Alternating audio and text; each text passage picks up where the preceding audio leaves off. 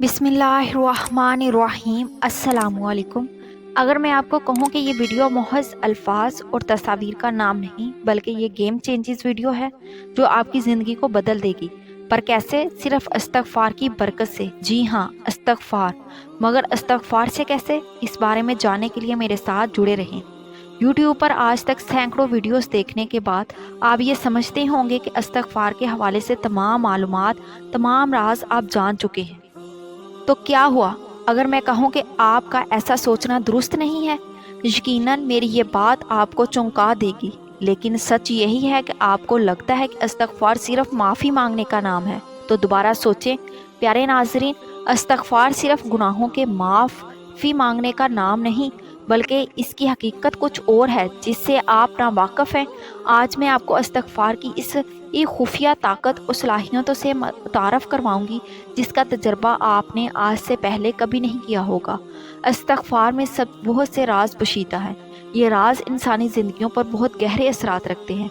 प्यारे नाज़रीन, अब मैं आपको साथ इस्तग़फ़ार का ज़बरदस्त राज शेयर करने जा रही हूँ।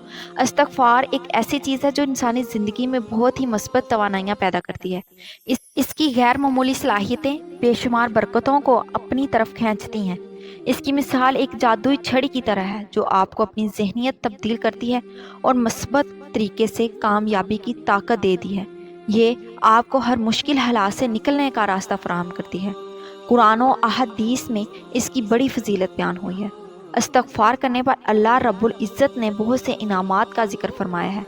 जो शख्स इस्तग़फ़ार करता है तो ना सिर्फ उसके गुनाह माफ़ हो जाते हैं बल्कि अल्लाह की तरफ से बहुत से इनामात का हकदार भी बन जाता है। कुरान शरीफ की सूरत नूह इस हवाले से मुकम्मल रहनुमाई फराहम करती है। ये पूरी सूरत हज़रत नूह अलैहिस्सलाम की दावत व तबलीग और इसके जवाब में कौम के तर्ज़ अमल और इनके अंजाम की तफसील पर मुश्तमिल है। इसका नाम जलीलुल कदर पैगम्बर के नाम पर है। कौम नूह जिस शिरक और बुत परस्ती में मुब्तला थी, दुनिया और आखिरत में आज़ादिया अलीम था, लेकिन अल्लाह रब्बुल इज़्ज़त का कायदा ये है कि वो आगाह करने और डराए बगैर अज़ाब नहीं देता। कौम के सरों पर मंडलाते अज़ाब अलीम से डराने के लिए अल्लाह ने हज़रत नूह अलैहिस्सलाम को इसकी कौम की तरफ भेजा। हज़रत नूह अलैहिस्सलाम ने अपनी कौम को 3 बातों का हुक्म दिया। पहली ये कि बुत परस्ती और हर किस्म का शिरक छोड़कर अकेले अल्लाह की इबादत करो। दूसरी ये कि अल्लाह से डरो और इसके भेजे हुए अहकाम की पाबंदी करो। तीसरी बात यह है कि मेरा हुक्म मानो क्योंकि मैं अल्लाह का रसूल हूँ। अल्लाह की इबादत में सिर्फ वही कबूल होगी जो मेरे बताए हुए तरीके पर होगी। इन 3 बातों का खुलासा तौहीद शरीयत इलाही की पाबंदी और अतात रसूल है। फिर हज़रत नूह अलैहिस्सलाम ने अपनी कौम से कहा कि अगर तुम ये तीनों काम सर अंजाम दोगे तो अल्लाह तुम्हारे सब का गुनाह माफ़ फरमा देगा और तुम्हें तुम्हारी तबी उम्र तक ज़िंदा रहने देगा ताकि तुम नेक अमाल करके अज़ाब खुदाबंदी से बच जाओ, और अगर ये बातें ना मानोगे तो फिर तुम पर अजाब नाजल कर देगा। फिर इस वक्त तुम्हारा ईमान लाना ना कुछ फ़ायदा देगा और ना ही तुम्हें कुछ मज़ीद मोहलत मिल सकेगी। लिहाजा जो इस वक्त तुम्हें मोहलत मिली हुई है इसमें अपना नफ़ा नुकसान खूब अच्छी तरह समझ लो और संभल जाओ। चुनाचा दावत हक़ को कबूल करने की बजाय उन्होंने आपकी शान में गुस्ताखियाँ करनी शुरू कर दी। गर्ज हज़रत नूह अलैहिस्सलाम और इसकी कौम के दरमियान इस किस्म के मुज़ाकरात 8 से 900 साल पर मुहित हैं। इन्हें बयान करना इस वीडियो का टॉपिक नहीं है, इसलिए इनको इस मुकाम पर नज़रअंदाज कर दिया गया है। बिला आखिर जब उम्मीद की कोई झलक बाकी ना रही तो मायूस तंग दिल होकर अपने रब से अपनी कौम की बेरुखी नाफरमानी का शिकवा करते हुए कहा, ऐ मेरे परवरदिगार, बेशक मैं अपनी कौम को बुलाता रहा तेरी तौहीद बंदगी की तरफ, रात दिन दावत दी, अपनी तरफ से दावत और तबलीग में कोई कसर नहीं छोड़नी चाहिए। रात की तरीकी हो या दिन का उजाला, मैं बराबर इन्हें तेरी तरफ बुलाता रहा, लेकिन ये बदबख्त ऐसे हैं कि हर सीधी बात का उल्टा ही मतलब लेते हैं। मैंने जितनी भी कोशिश की इन्हें अपने करीब ला सकूं, मगर ये इतना ही मुझसे दूर रहने लगे, और मैंने जब भी इन्हें बुलाया ताकि इन्हें माफ़ कर दे तो उल्टा उन्होंने अपने कानों में उंगलियां डाल और अपने कपड़ों से अपने मुंह ढांप लिए, अपनी रविश पर अड़ गए और तकब्बुर की इंतहा कर दी। दूसरा काम ये करते हैं कि जहाँ कहीं मुझे देख लें जो अपना मुंह ढांप लेते हैं कि मैं इन्हें देखकर बुला ना लूँ, या फिर इन्हें मुझसे इतनी नफरत हो गई है कि वो मेरी शक्ल तक देखना भी पसंद नहीं करते اور اپنے منہ پر کپڑا ڈال لیتے ہیں۔ یہ ہے ان کی ضد اور نفرت کی انتہا ہونے تو تیرے احکام کے سامنے اکڑ جانے میں حد ہی کر دی اے پروردگار۔ پھر میں نے انہیں برملا دعوت دی، پھر انہیں علانیہ بھی سمجھایا، چپکے چپکے بھی، اور جہاں اس تک میری سمجھانے کا تعلق ہے تو میں ان کی مجلسوں میں جاتا ہوں، ان کی گھروں میں بھی، ان کی نجی محفلوں میں بھی کرتا ہوں، انہیں برملا بھی سمجھاتا ہوں۔ خیر خواہی کے لیے بھی میں انفرادی ملاقاتوں میں سمجھانے کی کوشش کرتا ہوں کہ اس وقت جو تم پر قحط مسلط ہے، بارشیں نہیں ہو رہی، اگر تم اللہ کی طرف رجوع کر لو، اپنے گناہوں کی معافی مانگ لو تو تم پر اس سے یہ قحط دور ہو جائے گا۔ اللہ کی مہربانی سے خوب بارشیں ہوں گی۔ استغفار کی برکت سے اللہ تمہارے انمول اور اولاد میں برکت عطا فرمائے گا۔ پیارے ناظرین، یہ بات واضح رہے، استغفار کی دنیا میں حاصل ہونے والے سے فائدہ کا ذکر قرآن میں کئی مقامات پر آیا ہے۔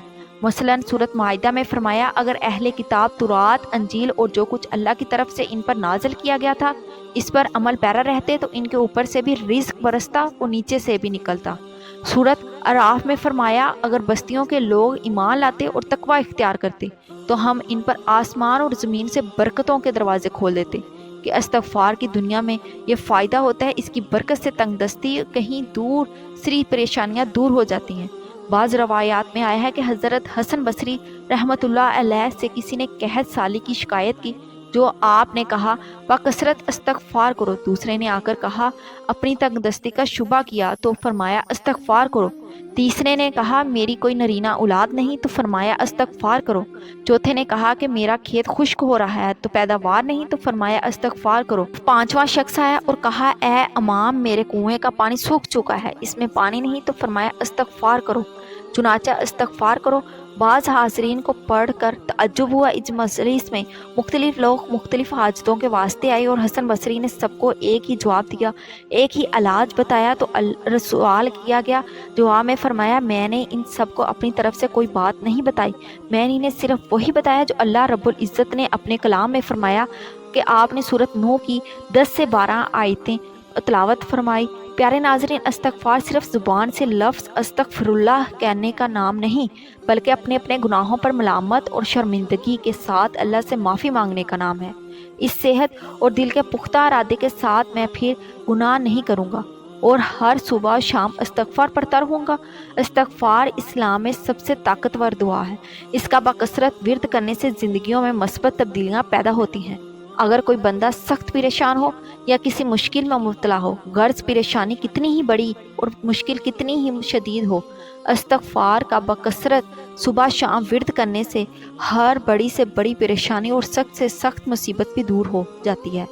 پیارے ناظرین، اگر یہ مضمون بہت واضحت کے مختصر وقت کے اندر زیادہ سے زیادہ نالج شیئر کر سکوں، اس بارے میں مختصر اتنا ہی کہوں گی کہ استغفار ایک بہت بڑی چیز ہے۔ اس کے ذریعے انسان اپنی زندگیوں سے بے برکتی اور حسدوں کو دور کر کے امن و امان اور برکت کا ماحول پیدا کر سکتا ہے۔ یعنی اس کے اثرات بہت زیادہ ہیں جو لفظوں میں بیان کرنا دشوار ہے۔ ان تمام زبردست فوائد پیش نظر کی ترغیب دیتی ہوں۔ محترم ناظرین، کامنٹ باکس میں اللہ کا ایک نام ضرور ٹائپ کریں۔ اگر آپ چینل پر نیو ہیں تو چینل کو ضرور سبسکرائب کریں۔ جزاک اللہ۔